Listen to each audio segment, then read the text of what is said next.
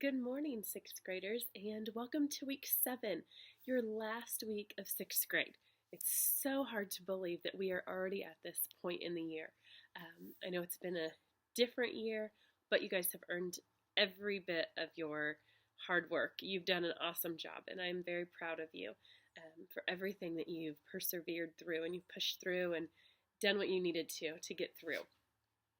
This week is my favorite week of the school year, and we are going to talk about aquatic succession, which doesn't sound very interesting, I know. But it's one of my favorite activities, and you're going to meet my friend Freddie the fish today. Stay tuned, and we are ready for Brain Science with Mrs. McLean, Season 1, Episode 7, Aquatic Succession. The beginning of this week, you guys learned about land succession and how land ecosystems are constantly changing. We are going to now move into aquatic succession. And the first step is just basically having a body of water, like a pond or a lake. Whenever you have a healthy pond or a lake, you're going to have different types of organisms, like plants and animals. And in step 2 for aquatic succession, those sediments, there's going to become sediments, and those sediments are from decaying organisms that have built up and they create soil. This soil then is going to eventually start filling the bottom of the pond or the lake. After many, many years of having a healthy pond and dead organisms and plants and animals and that soil building up, eventually aquatic succession reaches step 3. And in step 3, that pond or lake is completely filled in with soil and now becomes a land ecosystem that has very nutrient-rich soil. A new word for you today and this week is called eutrophication. And eutrophication is the process of a body of water becoming nutrient rich, so like a lake or a pond, and it gaining a lot of nutrients. Usually they gain nutrients from the decaying organisms as they fall to the bottom of the pond and lake after they've died. Humans, though, can also speed up this eutrophication process, which is where it becomes dangerous for the animals living there. We add fertilizers or animal waste and pollution to different bodies of water. When we add these unnatural additives to the water, it's going to cause an increase in algae, and which is going to take up the oxygen that the other animals need to survive and thrive in that environment. With more organisms dying quicker, then the eutrophication process is going to happen faster. That soil is going to build up and it's going to be filled in body of water much faster than it would have been if naturally this process would occur.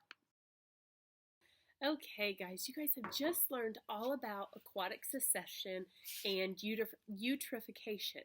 Okay, so I am ready to introduce you to my friend, Freddie the fish.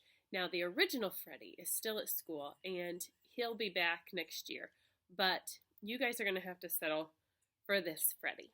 And here's Freddie's river. And he is a happy fish, and he just lives in a crystal clear water and enjoys the shade of the tall trees along the riverbank, and he gets lots of insects to munch on every single day. How do you think Freddie feels? Well, I think Freddie feels pretty good. He is in top of the world. Okay, he's happy. He has a great place to live. He has plenty of food. He is loving life. But one day, Freddie wondered what was beyond his little part of the river. He decided he was going to go on a little journey and explore. He headed downstream and he is ready to see the world. Along the river, Freddie comes across a spot where bulldozers are taking out trees and clearing land. Soil and dirt roll into the river because there's no tree roots to hold the soil in place. Poor Freddie got a little soil in his gills. Without the trees, Freddie notices he is feeling really warm. As Freddie continues down the river, he spots some black and white animals moving closer and closer to the river. While these animals are getting a little drink, they drop a little present into the water for Freddie. Freddie is not impressed with the smell that the sediment is being stirred up.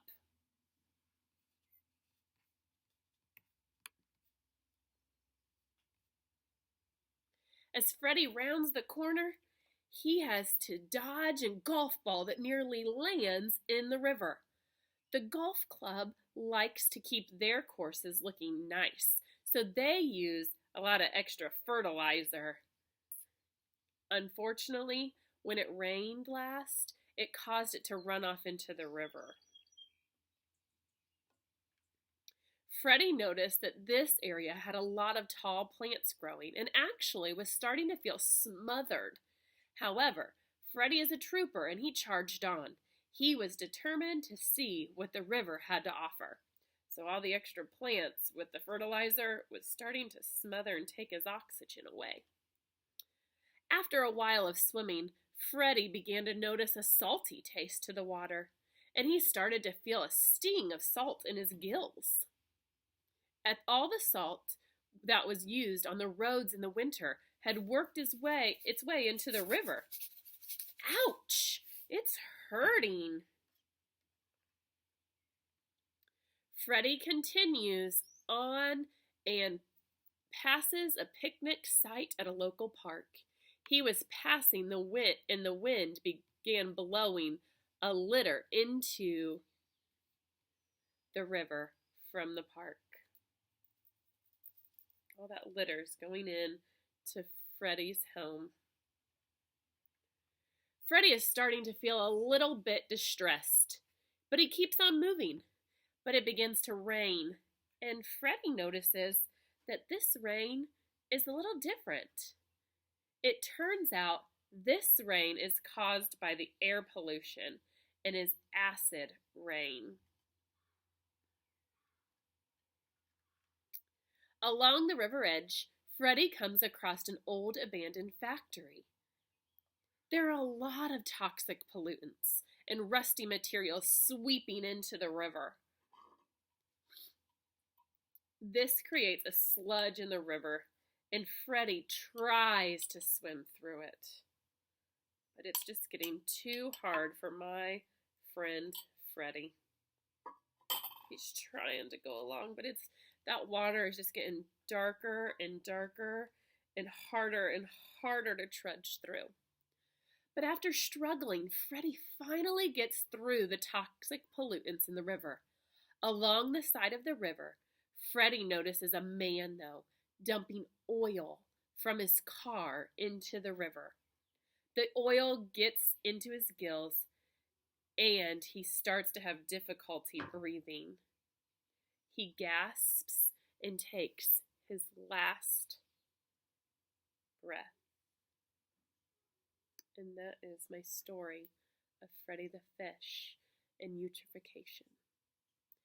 I want you to think about Freddie when you are out in the community and around the Wabash River.